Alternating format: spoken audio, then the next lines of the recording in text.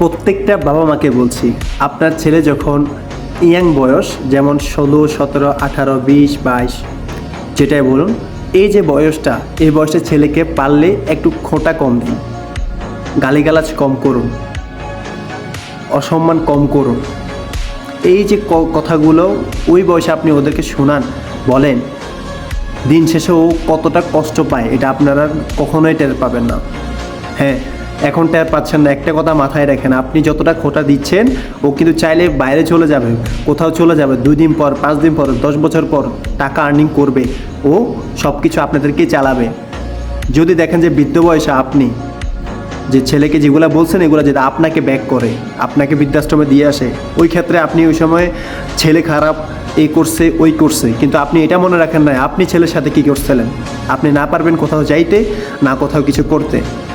So আগে নিজেরটা follow করুন, তারপর ছেলেকে দোষ দিবেন।